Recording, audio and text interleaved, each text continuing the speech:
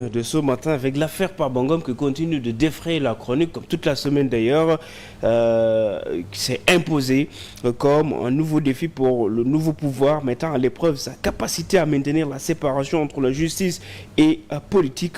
Cette affaire survient dans un contexte politique où la confiance des citoyens entre les institutions doit être établie. Avec l'avènement du tandem président-premier ministre Ousmane Sonko et Bassirou Diomaye Faye, les autorités actuelles ont proclamé une volonté de redresser les finances publiques avec une attention particulière portée sur la lutte contre la corruption et la gestion opaque des ressources publiques. C'est dans cet esprit qu'ils ont entamé les poursuites. Farbangom, député et maire de Agnam, est l'une des figures les plus emblématiques de l'ancien régime, ancien soutien de l'ex-président Macky Sall. Il est désormais accusé de détournement massif de fonds publics, ce qui en fait la cible d'une enquête judiciaire menée par le pôle judiciaire financier.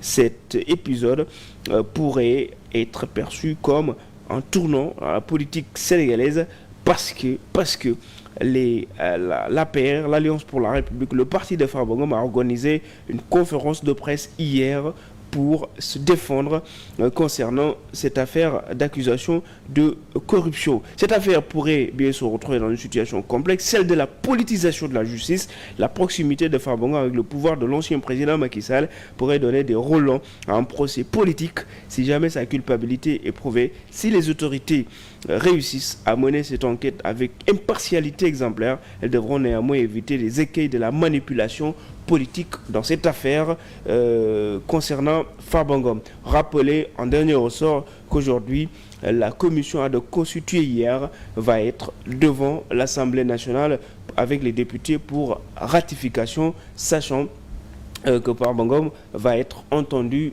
dans cette affaire. Une autre actualité concernant aussi la CENTIF qui a traité 138 rapports durant l'année 2023. C'est ce rapport qui a cité le député Farbangom.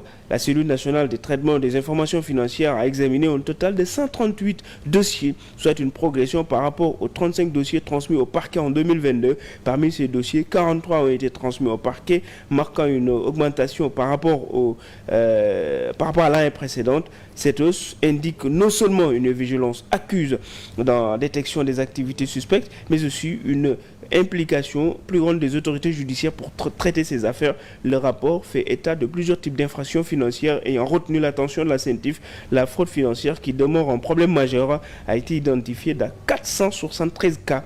Cela comprend des activités telles que les transactions frauduleuses, les manipulations de comptes bancaires et d'autres formes de détournement de deniers publics. Les chiffres du rapport de 2023 révèlent une année particulièrement dynamique pour la CENTIF dans sa mission de lutte contre les activités illégales sur le marché financier.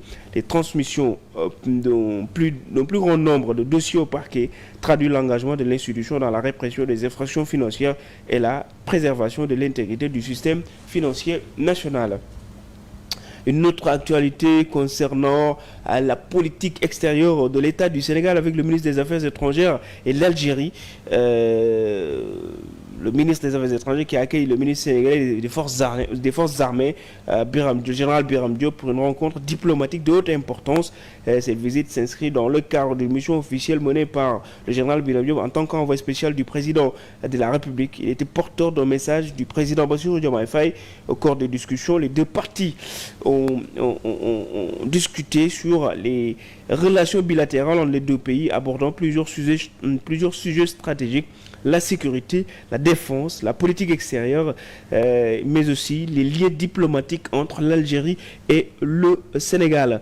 Une discussion aussi, les discussions ont également porté sur les enjeux de la région sahélienne et les défis sécuritaires auxquels les deux pays font face. Cette rencontre entre le ministre des Affaires étrangères algérien et les forces armées sénégalais marque un nouveau chapitre dans les relations diplomatiques des deux pays. Aja, c'était tout pour cette actualité, on va dire essentiellement politique de ce vendredi. Merci beaucoup, Pape Malick. Merci pour ces informations.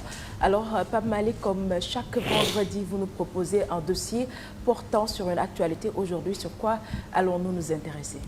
Aujourd'hui, on va s'intéresser à l'éducation avec les jeunes filles, les grossesses précoces dans les écoles. Et puis il y a un rapport qui est sorti, un rapport du groupe d'études pour l'étude de l'enseignement et de la population qui a chiffré le taux record des élèves qui sont en grossesse, en état de grossesse. Donc on va essayer d'évaluer tout ça. Voilà, ce sera tout à l'heure. À tout à l'heure, merci beaucoup. On se retrouve dans la deuxième partie. Ouais, à tout à l'heure. Merci à Pape Malick Thiam et à Charlène Rafidi, en tout cas, pour cette très belle page d'information. Amis téléspectateurs, nous sommes au terme de cette première partie. Merci à vous de nous avoir accompagnés. Restez bien scotchés sur nos antennes. À 8 h, nous nous retrouvons pour la deuxième partie en Wolof.